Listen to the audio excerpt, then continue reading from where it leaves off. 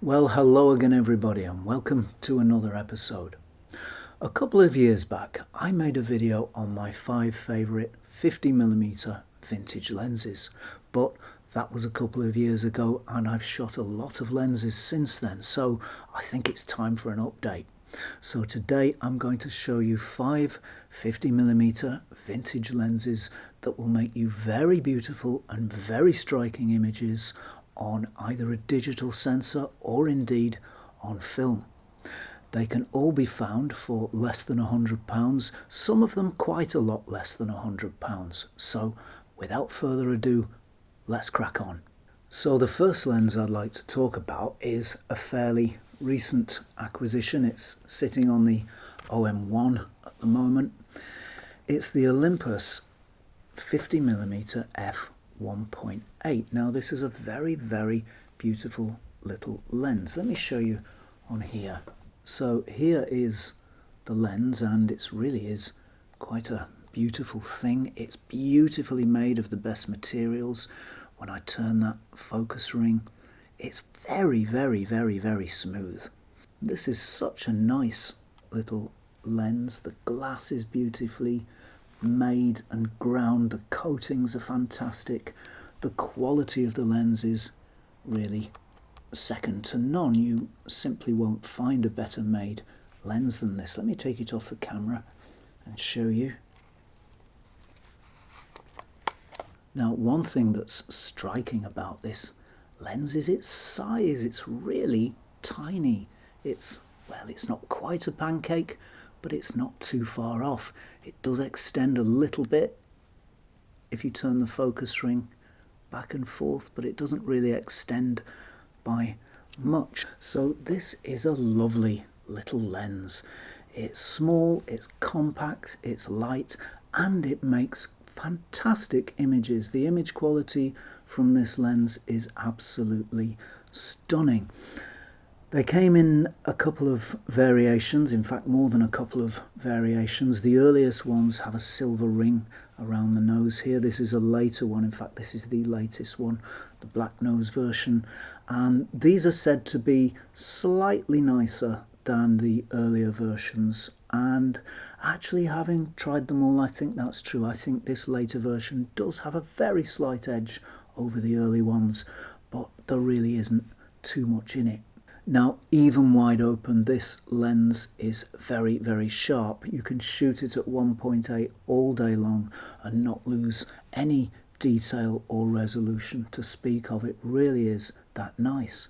The background blur is lovely. It's very soft, very creamy and dreamy. There are one or two points where it becomes slightly harsh, but they are few and far between. Generally speaking, background blur from this lens is very nice indeed.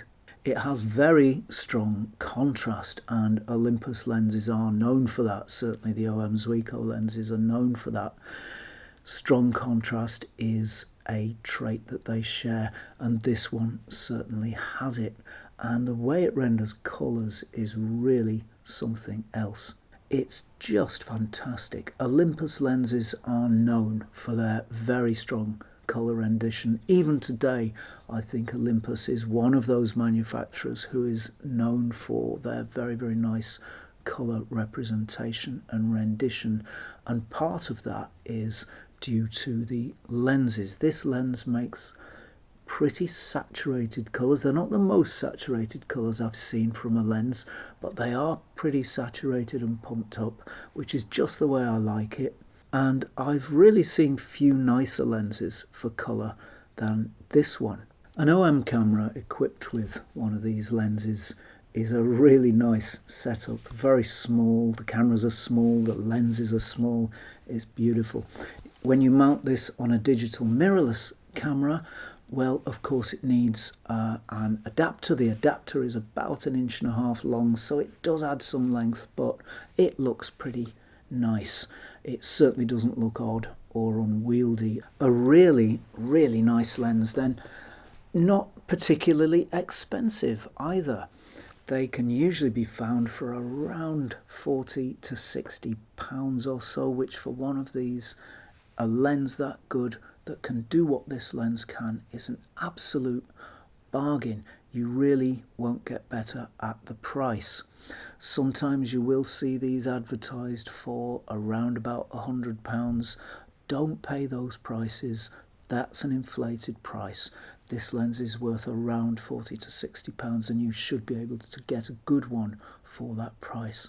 An absolutely delightful lens and one that has a worthy place on this list. Now, I've tried lots of 60s and 70s f1.4 lenses, and the one I'm going to show you now is one of the nicest. Let's have a closer look. This is the Canon New FD 50mm f1.4, and this is a real stunner of a lens. It's very small, though it's not quite as small as the Olympus. It is fairly small for a 1.4. It's very light and it's very well made. Let's just take it off the camera. The catch is just there. This lens is small, it's light and it's well made. This lens has beautiful glass with very, very nice coatings. The optics in this lens are second to none. But despite its great quality, it has a plastic body. Now, that is both a good and a bad thing. There's nothing inherently wrong with plastic as a material for a lens body, but it does mean it's not going to be quite so hard wearing as a lens made entirely from metal.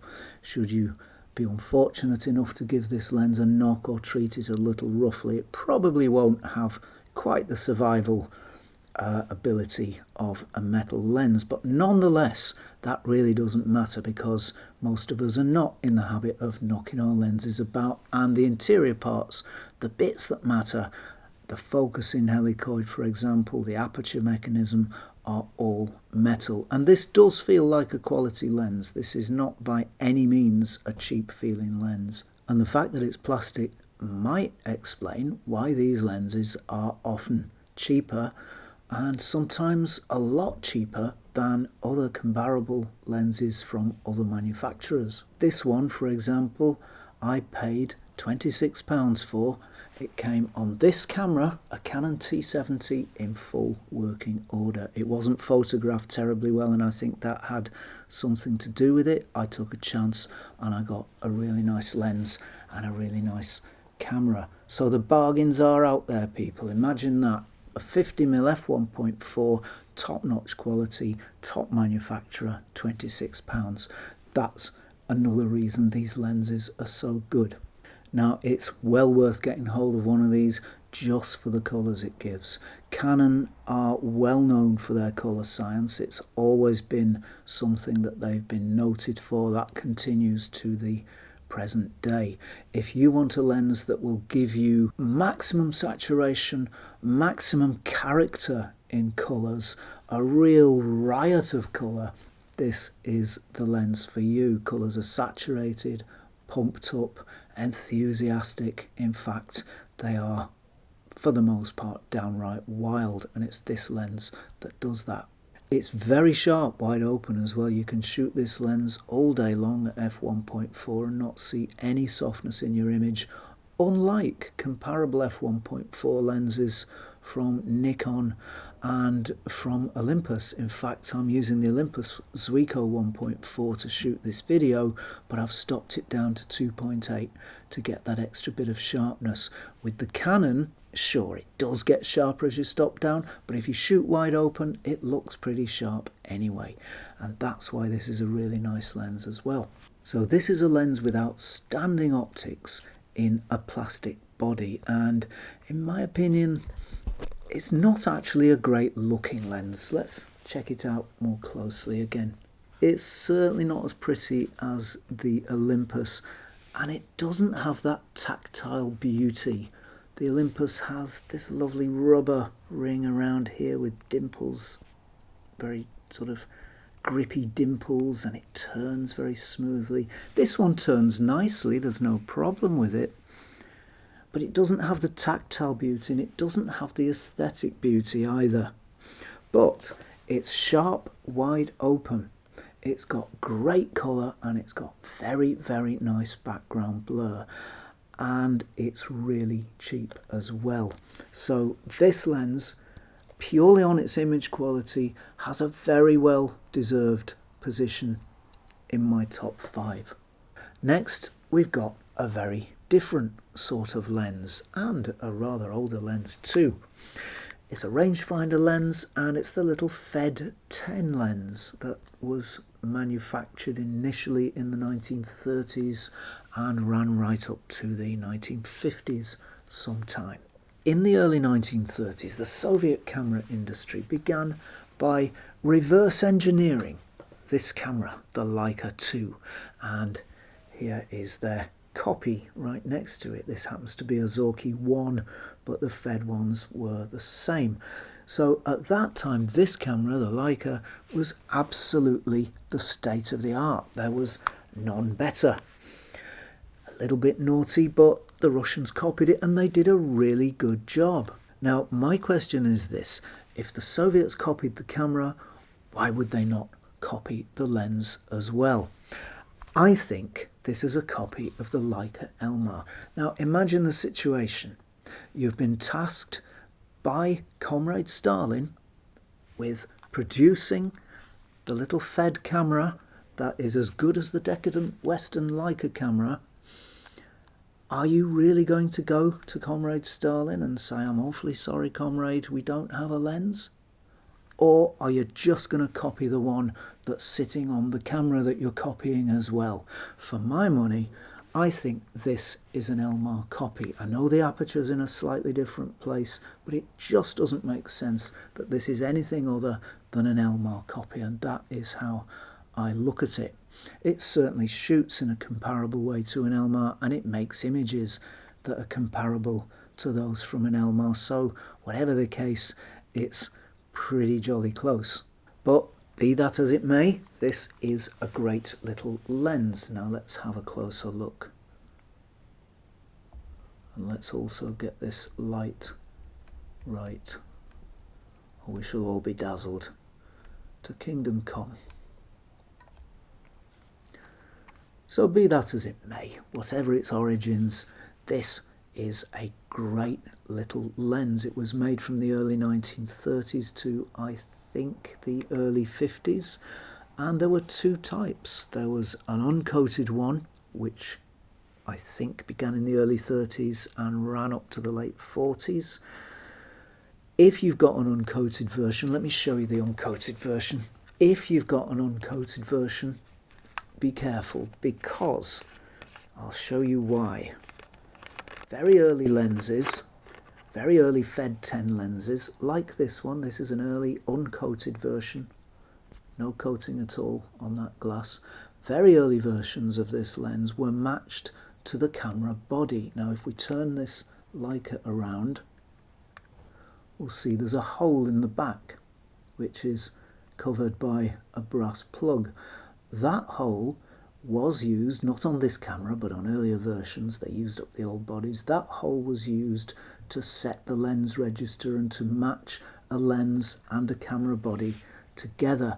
And not only was that done at Leica, that was also done at the Fed Works as well. So if you get a very early one lens of this type, like I have here, it may be difficult to shoot it on Leica thread mount rangefinder bodies because they were matched to the body during manufacture. However, they shoot perfectly on mirrorless. On mirrorless, that doesn't matter because you can adjust your adapter slightly so you can get the exact right length you need. Just like the Elmar, this is a collapsible lens. If I can work out how to do it. There we are, just turn and collapse so it sits on the camera very snug and very slim. And you'll also notice that early versions have the early aperture markings, the early time fractions for the aperture. So we've got 3.5, it begins at 3.5, but then we go to 4.5, 6.3, 9.1, and various others that I can't read. So there is a slightly different aperture scale on there. Each version of this lens has a very different character, and they're kind of like two different lenses. The uncoated lens has very low contrast.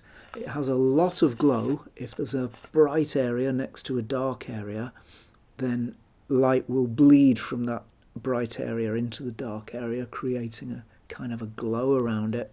Uncoated lenses do have that characteristic.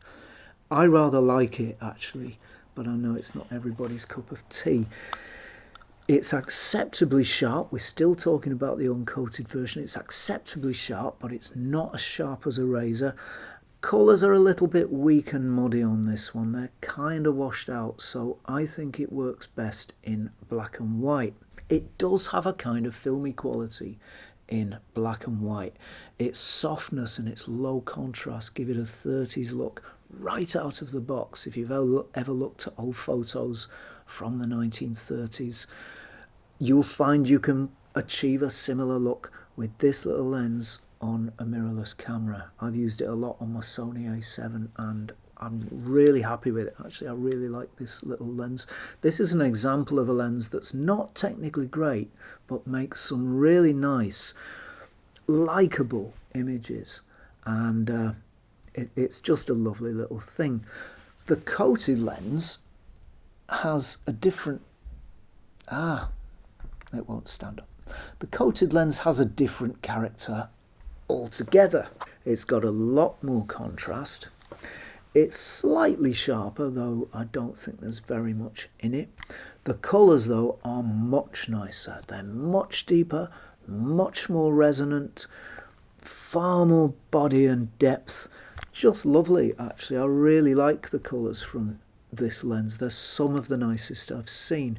And I guess perhaps this lens was tuned in the 1950s because colour film was coming in. I'm not quite sure what the situation was in Russia and the former Soviet countries at that time with regard to colour film, but certainly colour was coming in around that time. At f3.5 maximum aperture, these are not fast lenses. You're not going to get a great deal of blur out of them, but if you stay close to your subject, you'll find that there's enough blur to separate the subject from the background and just give that background a nice, lovely wash of softness.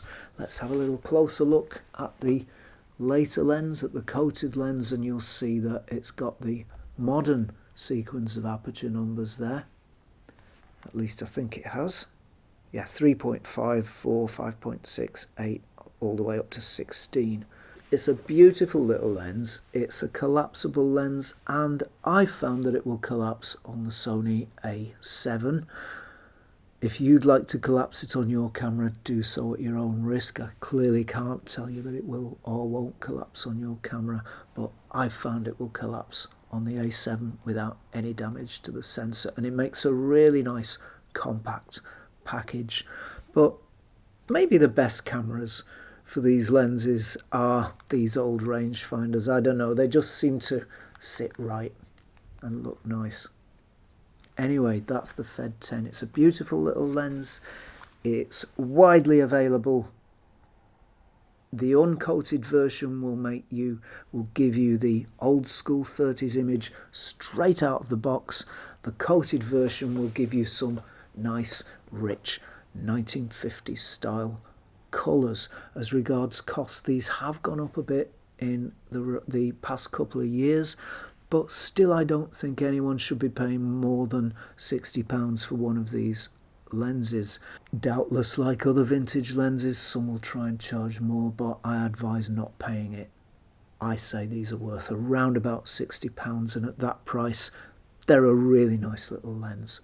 Our next lens is this one, the Helios 44, but this isn't just any old Helios 44. This is the 13 aperture blade version of the Helios 44, and this is said to be the nicest version. Having used it, I can confirm it is. It's absolutely beautiful. It gives a rather nicer image. In fact, a much nicer image than the 8 blade versions. I'm not sure why that should be. It may be something to do with the glass. I suspect it's something to do with the coatings also. But this lens, the 13 blade Helios 44, is a very fine lens indeed.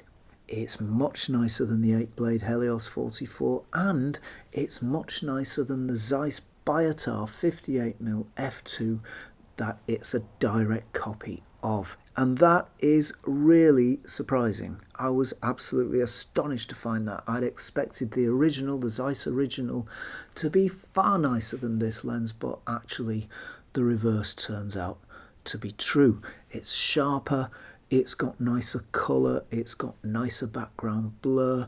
In fact, this is a really, really nice lens. A word of caution though, early ones, let me show you in close-up. We've not had a close-up yet. So there's our Helios in all its silvery loveliness. So the thing to be aware of is that early versions had a 39mm mount. And the only SLR that uses, to my knowledge, a 39mm mount is the original Zenit, or the early Zenit 3, which had this 39mm mount. So of course rangefinders have this 39mm mount as well, but you can't put this lens on a rangefinder. You can physically screw it onto the body, but it will never focus. It just can't be done.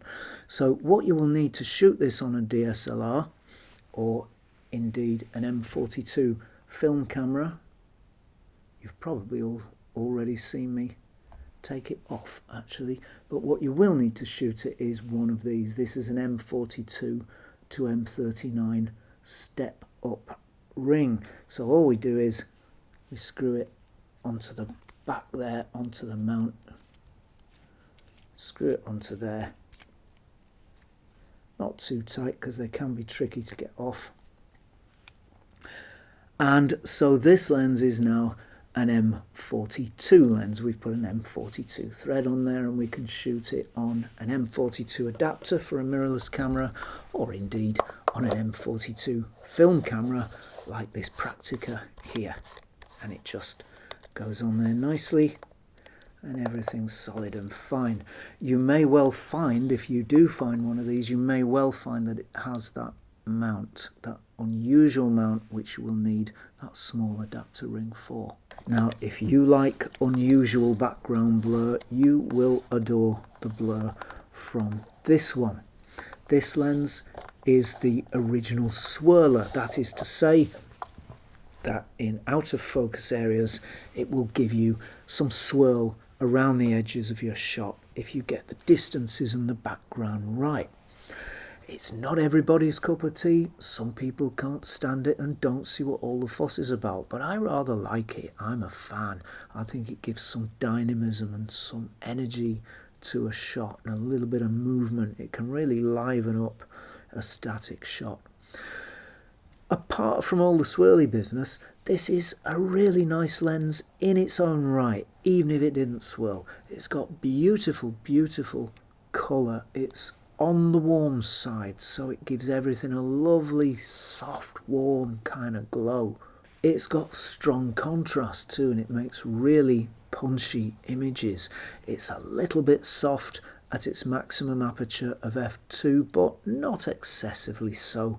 And of course, like all lenses, it sharpens up when it's stopped down. I think it's a really good looking lens as well. I love this aluminium body, this shiny polished aluminium, and I think the proportions are really nice too. It's nicely proportioned when it's closed up, and it's nicely proportioned when it opens, and it sits on a film camera really nicely. It also sits on a digital mirrorless camera really nicely, although the adapter does add a bit of length. It has a pleasingly mechanical quality. This is not a lens where you feel remote from the mechanism. You know that you're turning a mechanical apparatus. You know that these aperture rings at the front are connected with levers and other mechanical pieces. So it has a lovely mechanical quality to use. It's also really, really simple to service. A lot of these lenses, they're getting pretty old now. This one's, what, from, gosh, I don't know, early 60s sometimes, so that makes it 50, nearly 60 years old. And they will need servicing. This is such a simple one to do, you wouldn't believe it. Screw out the rear ring and the rear element falls out. Screw out the front element and the front element falls out. And then you can get out the middle elements when you've got both the front and rear out and put to one side. This is an easy lens to service even for a novice. If you've got a little bit of fungus in there or a little bit too much dust or any oil on the aperture blades, absolutely simple. It's a couple of hours work to make it work like new again. Now if you want to buy one of these, make sure you get one with the purple lens coating. You can see it on the front of the lens there. These make the best images, and I think that coating is, at least to some extent, responsible. I don't know if you can see it on there. I think you can just get a little flash of purple going on there. That's what you're looking for if you want to buy one of these lenses. As always, don't pay top price if you can help it. You sometimes see these lenses being advertised for over £100. I don't think they're worth more than £100. It's a very, very, very nice lens, but I think it's worth, I don't know, £60 to £80 at the most. So I wouldn't advise paying more than £100 for this lens because they're available for less. I bought this one for £30, believe it or not. There were very few takers, very few people interested in it.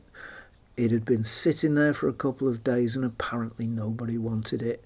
Why? Because it had a loose mount at the back here, and the seller was honest enough to say it. I bought it, tightened up a couple of screws, and there we go. So these lenses are easy to fix, they're easy to service, they're easy to repair, so you can take a chance on these lenses, unless, you know, the glass is smashed to smithereens or, you know, the body's sort of dented beyond repair. You can reconstitute and revivify these lenses very easily, so there's no need to pay top price for one of these.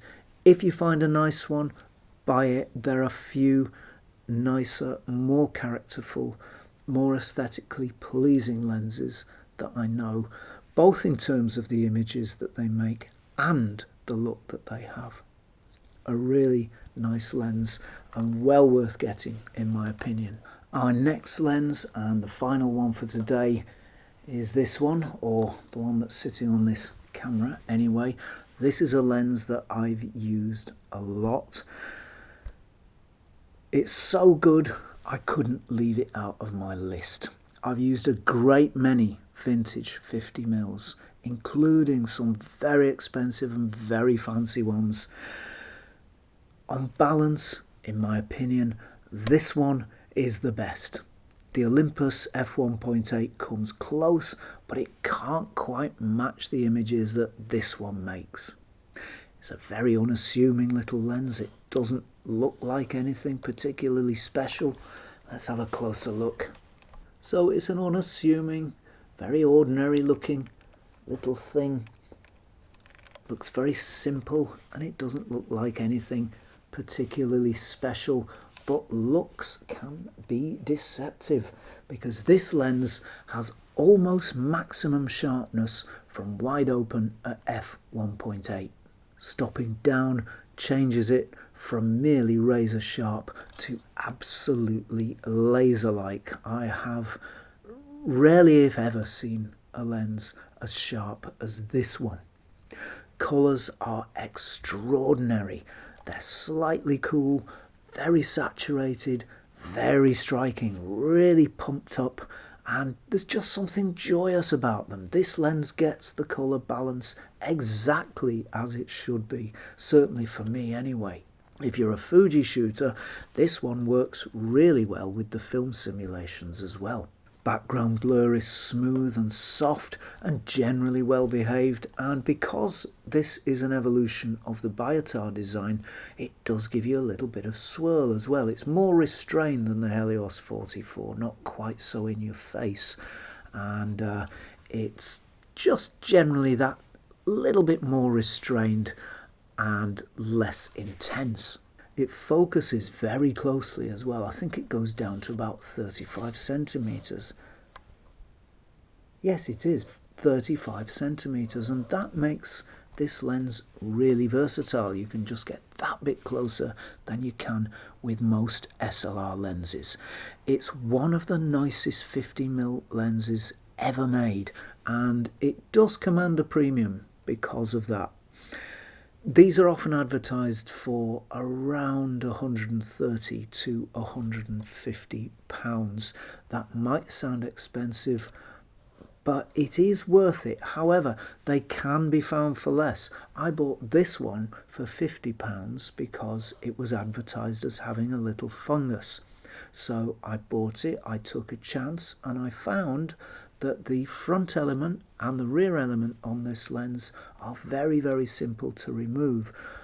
I was lucky the fungus was just behind those two elements. If it had been in the centre of the lens between two elements mounted inside the lens, it would have been a bit tricky, but certainly to clean the outer elements and the first faces of the inner elements from the front and the back, very, very simple on this lens. So this is a lens you can buy with a little bit of fungus or a little bit of oil on the blades and be fairly sure that you can clean it yourself if you are at all dexterous with a lens spanner. In fact, even for a beginner, it wouldn't be difficult. I have often seen these lenses advertised for less than £100. As always, patience is the key. If you're looking for bargains in vintage lenses, if you don't find one day, look the next day and you may find one. You've got to be persistent and you've got to be determined, but I assure you the bargains are out there. So there's my list of my 5 best 50mm vintage lenses updated. However, there are some honourable mentions. Honourable mentions go to the Leica Summitar, a very, very beautiful collapsible 50mm f2 that will give you a little swirl in its background blur and give you some very unique colours and beautiful rendering. We've got the Industar 22. This is an f3.5 50mm collapsible from the Soviet Union.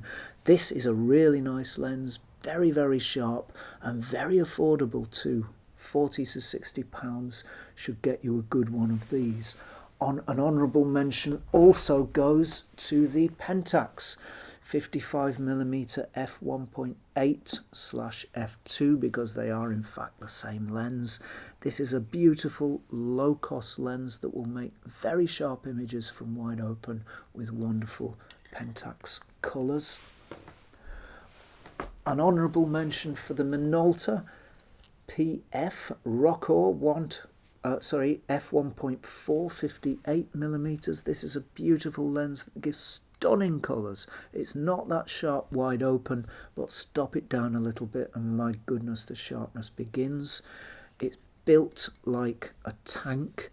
It's extremely solid and extremely well made, and I can wholeheartedly recommend this lens. Finally, an honourable mention for the grand old Jupiter 8. This is a very low cost lens, a rangefinder lens, very small, very cute, very sweet.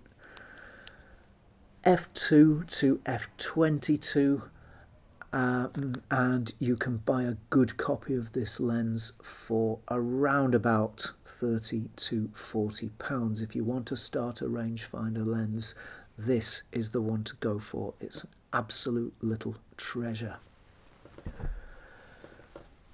So there we are, 5 wonderful old vintage lenses for your photographic pleasure. Each one will give you an image that has a very singular, very unique look. Each one will last you a long time. Each one is well made, and they're all widely available for, if you're patient, less than £100.